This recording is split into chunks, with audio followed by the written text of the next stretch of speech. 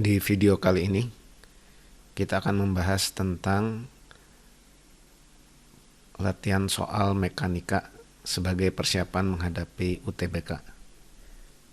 Kita mulai dari soal pertama. Kata soal: sebuah balok bermasa 2 kg berada pada bidang miring licin yang membentuk sudut theta terhadap bidang horizontal. Gaya mendatar F sebesar 20 Newton bekerja pada pusat massa balok. Jika percepatan gravitasi 10, balok akan tetap diam jika theta bernilai. Baik dari gambar, karena bidangnya licin, dianggap tidak ada gesekan, berarti kalau tetanya terlalu besar, baloknya akan merosot ke bawah. Kalau tetanya terlalu kecil, maka baloknya akan naik ke atas akibat gaya dorong F ini.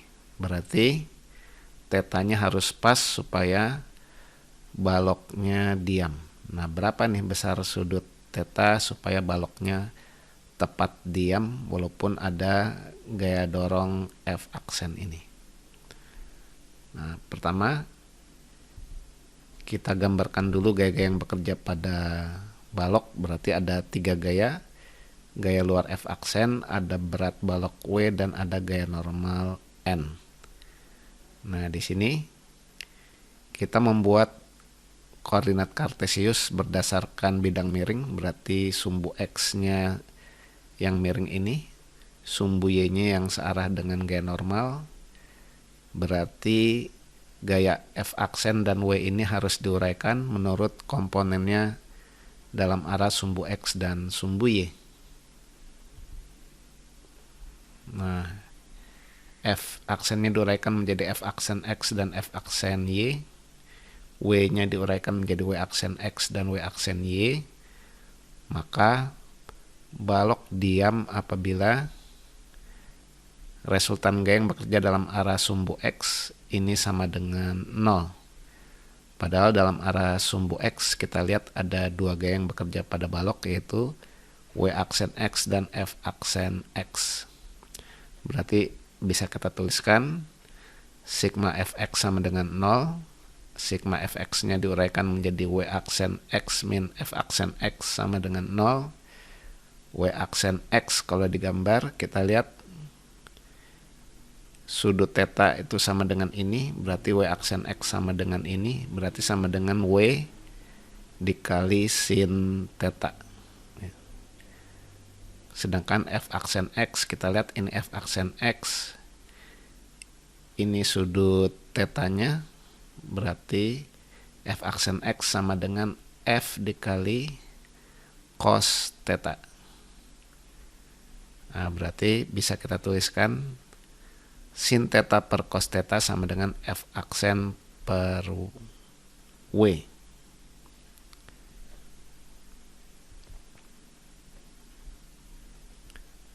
Sin theta per cos theta itu sama dengan tangen theta. Kita dapatkan sama dengan F aksen per W, yang kalau kita masukkan nilainya, F aksennya 20 Newton, W-nya sama dengan massa balok kali percepatan gravitasi 20, berarti sama dengan 1. Berarti tetanya sama dengan 45 derajat. Kita lihat soal nomor 2.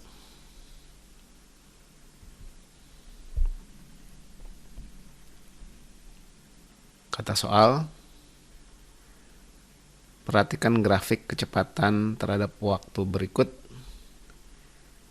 Nah, ini ada grafik kecepatan terhadap waktu. Grafik mewakili gerakan dari. Nah, kita tahu bahwa kalau ada grafik kecepatan terhadap waktu, maka interpretasinya adalah sebagai berikut.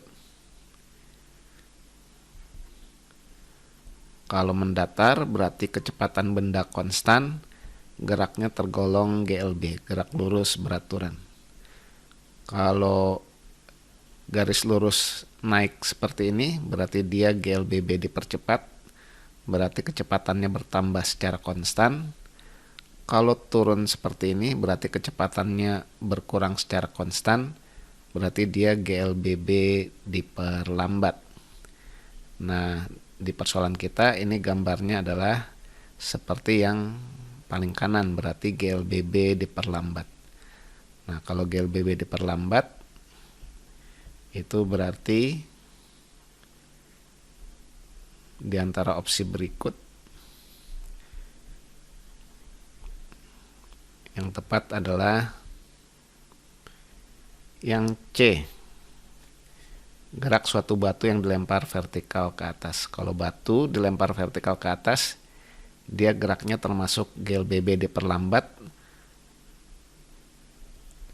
yang sesuai dengan grafik ini ya. Dari grafik ini berarti kalau batu dilempar vertikal ke atas,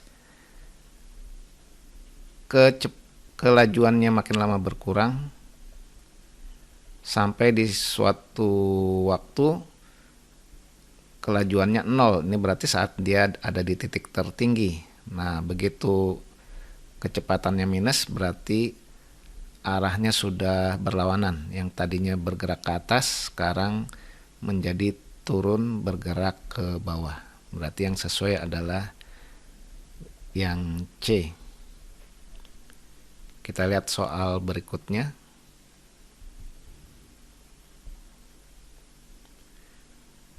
Dua mobil A dan B bergerak di sepanjang lintasan lurus dengan grafik kecepatan terhadap waktu sebagai berikut.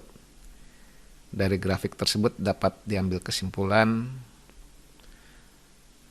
1. Pada saat T sama dengan 5 sekon, mobil A menyusul mobil B.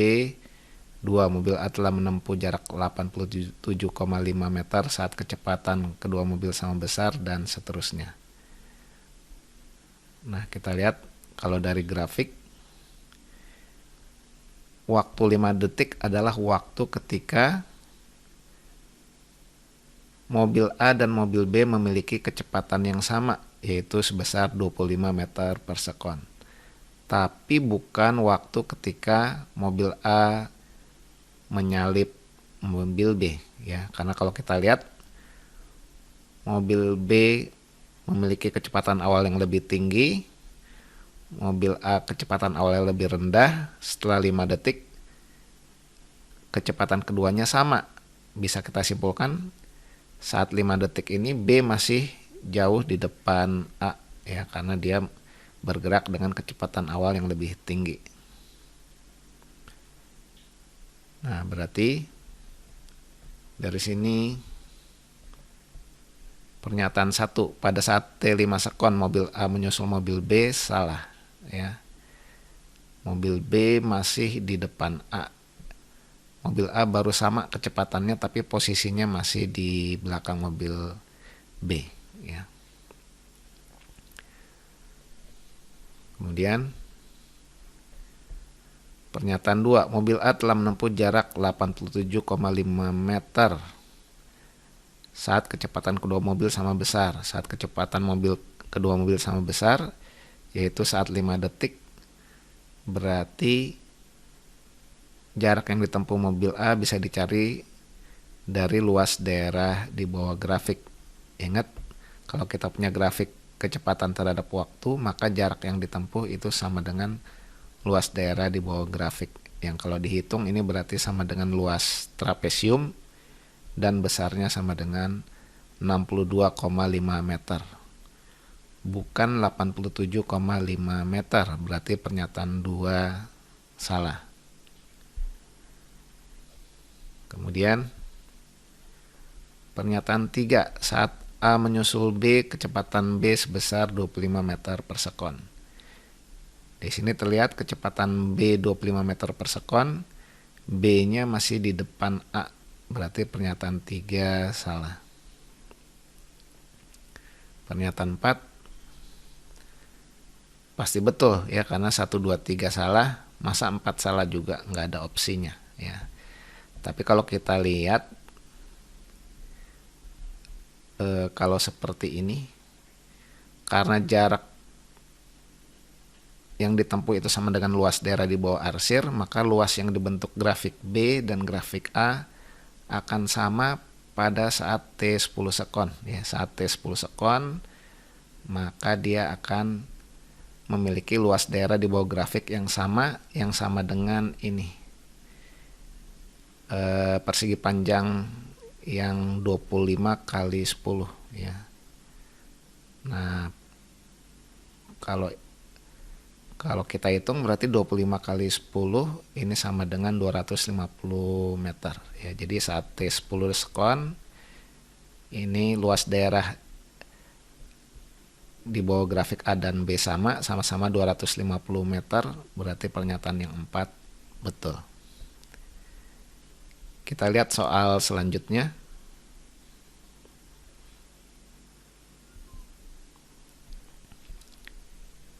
Kata soal, air terjun setinggi 18 meter digunakan untuk memutar generator listrik. Apabila debit air terjun tersebut 500 liter per detik dan efisiensi generator 75%, maka jumlah rumah yang bisa menggunakan energi listrik tersebut jika rata-rata setiap rumah menggunakan daya 900 watt adalah. Nah, di sini ada perubahan energi potensial gravitasi menjadi energi listrik. Tapi tidak semua energi potensial berubah menjadi energi listrik karena di sini disebutkan efisiensinya 75%. Jadi hanya 75% dari energi potensial yang berubah menjadi energi listrik. Yang kalau kita tuliskan persamaannya, energi listrik yang dihasilkan sama dengan efisiensi dikali energi potensial gravitasi air. Nah, energi listrik yang dihasilkan itu sama dengan jumlah rumah dikali daya rumah dikali waktu penggunaan. Karena kita tahu energi itu daya dikali waktu ya. Ini sama dengan efisiensi kali energi potensial, itu bisa diuraikan menjadi MGH. Massa sendiri itu sama dengan massa jenis kali volume. Nah, berarti jumlah rumahnya ini sama dengan efisiensi kali massa jenis air kali volume per waktu air kali percepatan gravitasi kali ketinggian air terjun dibagi daya setiap rumah. Dari sini bisa dihitung berapa jumlah rumahnya.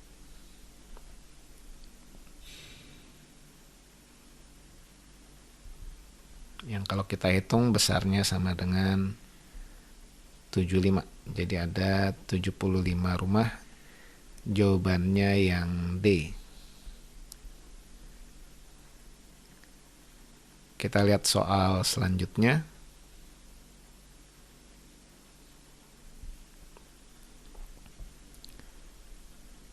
Sebuah spring bed setiap pegasnya jika dijatuhi benda bermassa 1 kg setinggi 10 cm dari ujung pegasnya akan memendek 5 cm.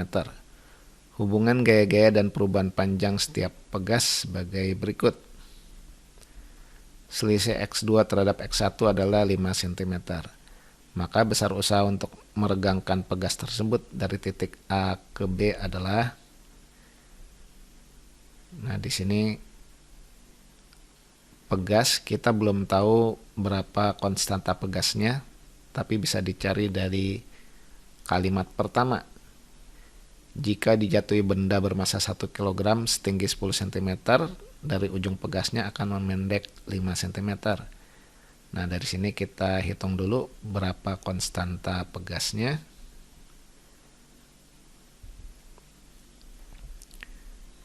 Dijatuhi dari ketinggian 10 cm, memendek 5 cm, berarti bendanya turun sejauh 15 cm. Nah, di sini ada pengurangan energi potensial gravitasi berubah menjadi energi potensial pegas. Kita tuliskan energi potensial gravitasinya berubah menjadi energi potensial pegas. Nah, besar energi potensial gravitasi MGH, besar energi potensial pegas yang timbul setengah K kali delta X kuadrat massa bendanya 1, G-nya 10. Nah, perubahan ketinggiannya berarti 15 cm atau 0,15 meter. Nah, ini sama dengan setengah kali K kali delta X-nya. Perubahan panjang pegas itu 5 cm kata soal, atau berarti sama dengan 5 kali 10 pangkat min 2 meter dikuadratkan.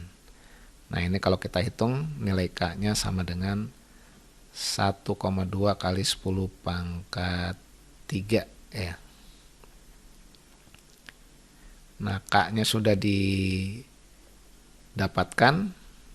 maka kita cari nilai F1.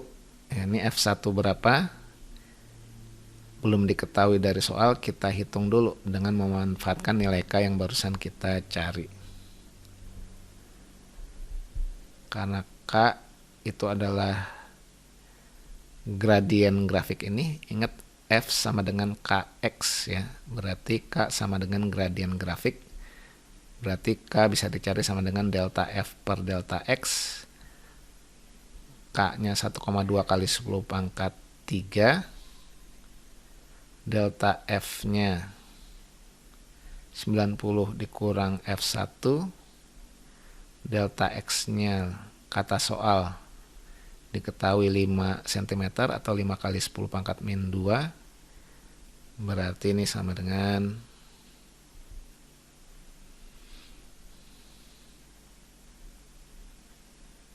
F1-nya sama dengan 30 Newton ya.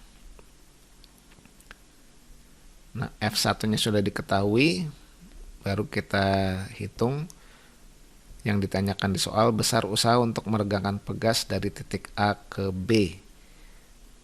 Nah, besar usaha dari A ke B, kita tahu pada grafik F terhadap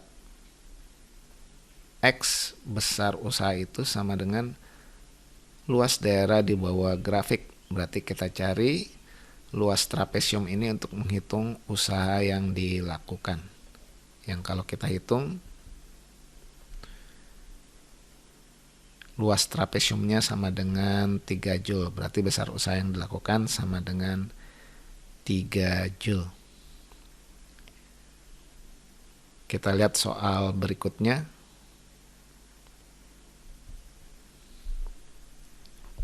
Kata soal, suatu partikel bergerak lurus dengan persamaan posisi S sama dengan 8T min 2T kuadrat. Identifikasi besaran-besaran yang benar dari gerak partikel tersebut adalah A. Jarak partikel pada T sama dengan 4 sekon sama dengan 0.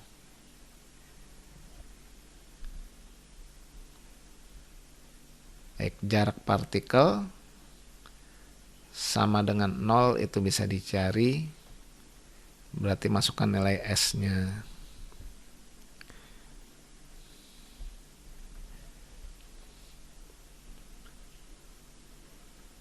Jarak ketika benda bergerak maka sudah tidak mungkin sama dengan 0, karena jarak adalah panjang seluruh lintasan yang ditempuh benda.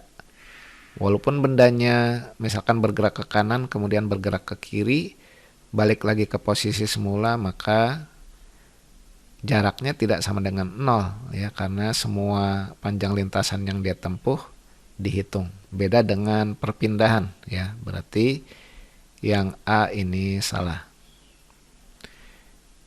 Yang B, benda berhenti pada detik keempat. Nah, benda berhenti berarti kecepatannya 0. Kalau kita punya persamaan posisi, berarti persamaan kecepatannya merupakan turunan pertama dari persamaan posisi. Berarti ini diturunkan, hasilnya 8 min 4T. Nah, berarti kecepatannya 8 min 4T. Kalau berhenti berarti V-nya sama dengan 0. Berarti 0 sama dengan 8 min 4T. Berarti T-nya sama dengan 2 detik. Berarti benda berhenti saat T-nya 2 sekon. Pernyataan yang B salah. Pernyataan yang C, kelajuan detik keempat sama dengan kelajuan detik ke-8. Nah, di sini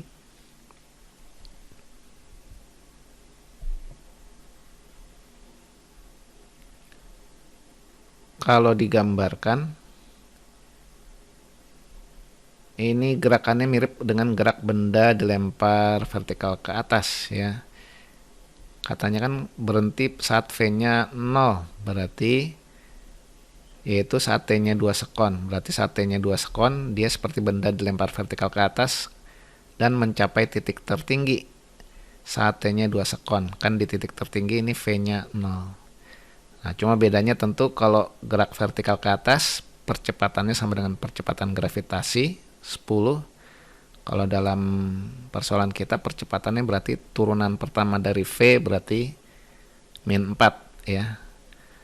Kalau gerak vertikal ke atas percepatannya min 10, dalam persoalan kita percepatannya min 4, tapi gerakannya mirip ya. Nah, kalau sampai titik tertinggi 2 sekon berarti dia kembali ke posisi semula itu saat T-nya 4 sekon. 2 kali dari waktu yang dibutuhkan dari posisi awal ke titik tertinggi di mana kecepatannya 0. Nah, berarti kelajuan di detik keempat ini, kelajuan di detik 8 tentu jauh lebih besar di bawah sini. Ya, berarti pernyataan C salah. Pernyataan D, perbandingan jarak pada detik kelima dengan jarak pada detik kedua sama dengan min 5/4. Jarak pada detik kedua berarti sampai titik tertinggi. Jarak pada detik kelima ini jauh lebih besar lagi. Berarti kita simpulkan pernyataan yang D salah. E, perpindahan partikel detik keempat sama dengan 0. Kita lihat pada detik keempat dia kembali ke posisi semula. Berarti perpindahan yang ditentukan oleh posisi akhir dan posisi awal sama dengan 0. Berarti jawabannya yang E. Nah, ini tadi percepatan sama dengan min 4 ya, meter per sekon kuadrat. Kita lihat soal berikutnya.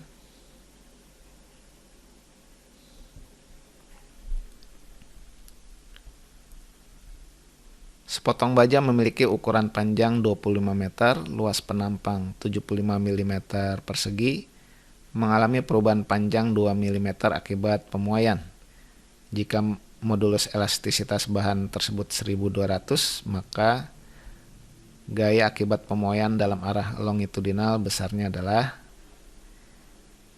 kita tahu bahwa yang namanya modulus elastisitas itu sama dengan tegangan bagi regangan. Tegangan itu gaya per luas, regangan itu pertambahan panjang per panjang. Panjang mula-mula di sini ya. Nah, berarti sama dengan FL per A kali delta L. Nah, berarti F-nya bisa dinyatakan sebagai EA delta L per L. Nah, di sini kita masukkan nilainya. Nanti akan kita temukan hasilnya sama dengan 7,2 Newton. Jawabannya yang A. Kita lihat soal selanjutnya. Kata soal, balok bermasa 1,9 kg digantung sutas tali yang panjangnya 100 cm, mula-mula diam seperti gambar di bawah. Sebuah peluru bermasa 100 gram ditembakkan hingga bersarang pada balok. Jika posisi balok menyimpang sejauh theta 37 derajat dari posisi semula dan percepatan gravitasi 10, maka kelajuan peluru saat mengenai balok adalah. Jadi peluru menancap di balok, akibatnya balok menyimpang. Ya, tentu semakin besar kecepatan peluru, simpangannya akan semakin besar. Nah, di sini saat peluru menancap ke balok berlaku hukum kekekalan momentum. Dari situ kita bisa menentukan kecepatan balok setelah tumpukan. Nah, kemudian dari balok bergerak sampai menyimpang maksimum ini berlaku hukum kalan energi mekanik. Dari sini kita manfaatkan untuk mencari yang ditanyakan di soal. Nah, dari peluru menancap di balok berlaku hukum kalan momentum. Sebelum peluru menancap berarti momentum cuma dimiliki oleh peluru, berarti sama dengan massa peluru kali kecepatan peluru. Setelah menancap, peluru dan balok bergerak bersamaan dengan kecepatan yang kita beri nama V aksen. Nah, dari sini kalau kita masukkan nilainya akan ketemu Vp sama dengan 20 V aksen. Ya, kecepatan peluru dan kecepatan balok setelah tertancap peluru ini sama-sama belum kita ketahui, tapi kita ketahui hubungan antara keduanya. Nah, kemudian setelah peluru tertancap, baloknya akan menyimpang, berarti berlaku hukum kalan energi mekanik. Anggap ketika mula-mula balok bergerak posisi 1, ketika mencapai simpangan maksimum posisi 2, berarti energi kinetik di posisi 1 sama dengan energi potensial di posisi 2. Karena di posisi 1 energi potensial 0, sebaliknya di posisi 2 energi kinetiknya yang 0. Ya, benda sempat diam ketika tepat berada di posisi 2. Nah, berarti bisa kita uraikan setengah mv aksen kuadrat sama dengan mgh. Dari sini berarti v aksennya sama dengan akar 2gh. Nah, di sini h-nya kalau kita lihat sama dengan ini berarti panjang tali 100 cm dikurang ini panjang dari sini ke sini yang berarti sama dengan L kali cos theta. Ya, berarti H ini bisa diuraikan menjadi L dikurang L cos theta. Yang ini kalau kita hitung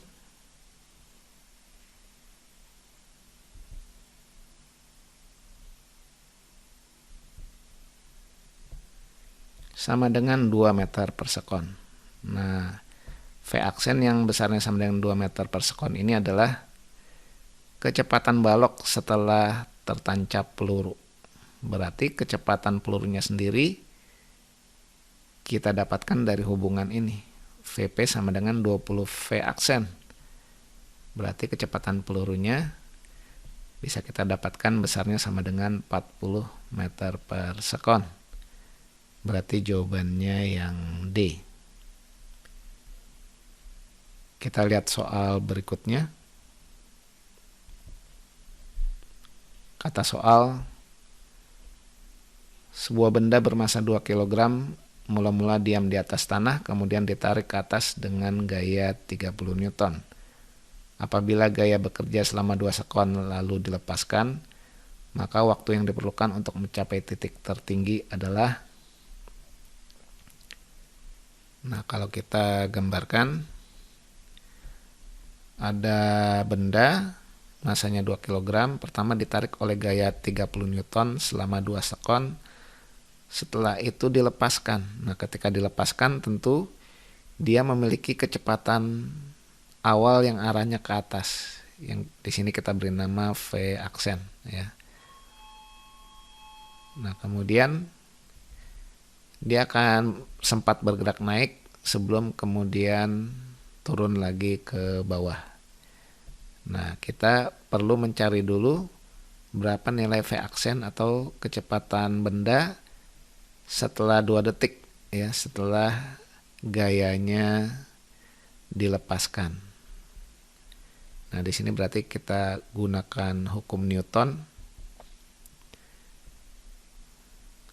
Pada benda bekerja 2 gaya, F aksen dan W, berarti sigma F sama dengan MA. Sigma F-nya diuraikan menjadi F aksen min W, ini sama dengan MA. F aksennya kata soal 30 Newton, W-nya sama dengan mg, sama dengan 20. Masa bendanya 2, berarti A-nya ketemu sama dengan 5 meter per sekon kuadrat. Nah, percepatan benda selama 2 detik diketahui, berarti kecepatan akhirnya setelah 2 detik bisa dihitung lewat rumus GLBB. V aksen sama dengan V0 tambah AT, berarti awalnya benda diam, berarti V0-nya 0, A-nya sama dengan 5, T-nya 2, berarti kecepatan benda setelah 2 detik sama dengan 10 meter per sekon. Nah, setelah 2 detik gayanya dilepaskan, berarti percepatan benda sudah tidak 5 meter per sekon kuadrat lagi, tapi selanjutnya sudah menjadi percepatan gravitasi yang besarnya sama dengan min 10 meter per sekon kuadrat. Minus karena arahnya ke bawah, berlawanan dengan arah gerak benda yang ke atas. Ya, berarti waktu yang dibutuhkan untuk mencapai titik tertinggi dari sini bisa kita temukan dengan menggunakan rumus gerak vertikal ke atas. Ya. Di titik tertinggi itu kecepatan sesaatnya sama dengan 0, berarti waktu yang dibutuhkan dari mulai setelah 2 detik ini sampai titik tertinggi kita dapatkan dengan menggunakan rumus GLBB. VT sama dengan V0 plus AT. VT-nya dalam hal ini adalah V0-nya adalah yang ini, yang 10 meter per sekon ini. A-nya sama dengan min G, minus percepatan gravitasi karena arahnya ke bawah. Kita masukkan nilainya minus 10. Berarti ketemu T-nya 1 sekon. Ya. Dari titik ini ke titik tertinggi butuh waktu 1 sekon. Dari awal sampai ke titik ini butuh waktu 2 sekon. Berarti total waktu yang dibutuhkan benda itu sama dengan 3 sekon. Kita lihat soal berikutnya.